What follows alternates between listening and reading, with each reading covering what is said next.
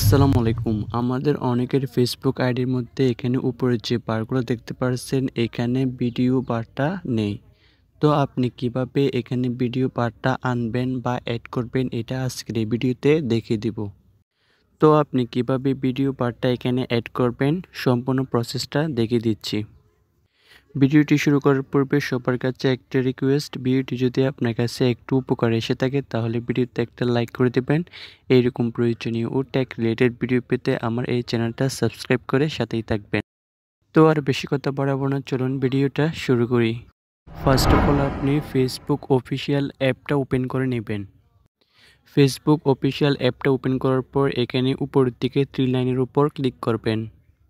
তারপর এখান থেকে একটু নিচের দিকে স্ক্রল করবেন। তারপর নিচের দিকে দেখতে পারবেন সেটিংস অ্যান্ড প্রাইভেসি। তো আপনি সেটিংস অ্যান্ড প্রাইভেসির উপর ক্লিক করে দিবেন। সেটিংস অ্যান্ড প্রাইভেসির উপর ক্লিক করার পর এখানে সেটিংসের উপর ক্লিক করে দিবেন।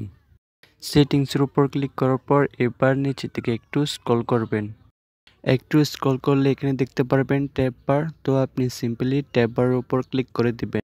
ট্যাব বারের উপর ক্লিক করার পর এখানে আপনি দুইটা অপশন দেখতে পারবেন। উপরে দেখতে পারবেন কাস্টমাইজ দ্য বার। তো আপনি কাস্টমাইজ দ্য বারের উপর ক্লিক করবেন।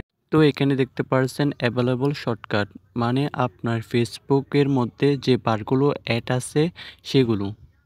তো এখন বর্তমানে আমার ফেসবুক প্রোফাইলের মধ্যে অ্যাড আছে profile, friend request, groups, market place, gaming and feeds. কিন্তু এখানে আমার ভিডিও বারটায় হিডেন শর্টকাটসের মধ্যে রয়েছে, যার কারণে আমার প্রোফাইলে যে বারগুলো আছে উপরে সেই বারগুলোর মধ্যে শো করায় না। তো আপনি এখানে হিডেনের উপর ক্লিক করবেন। এখানে আপনি 3টা অপশন দেখতে পারবেন। 3 নাম্বারে হয়তো আপনার হাইট সিলেক্ট করা থাকতে পারে, কিন্তু আপনি এখানে 2 নাম্বারে যে অটো অপশনটা আছে এটা সিলেক্ট করে দিবেন। তো আপনি অটোর উপর সিলেক্ট করে দেওয়ার পর উপরে যে অ্যাভেলেবল শর্টকাট আছে এর মধ্যে অ্যাড হয়ে যাবে। তো আপনার ওখানে ভিডিও বারটা আর হিডেন শর্টকাটসের মধ্যে থাকবে না। তো এখন আমরা দেখব যে আমাদের ফেসবুক আইডির মধ্যে যে বারগুলো এইগুলোর মধ্যে ভিডিও বারটা অ্যাড হয়েছে কিনা। তার জন্য এখান থেকে আমাদেরকে ব্যাক করতে হবে। তো আপনার ফেসবুক আইডি হোম পেজে আসার পর এখানে আপনি উপরে দেখতে পারবেন যে বারগুলো আছে এগুলোর মধ্যে ভিডিও বারটা অ্যাড হয়ে গেছে।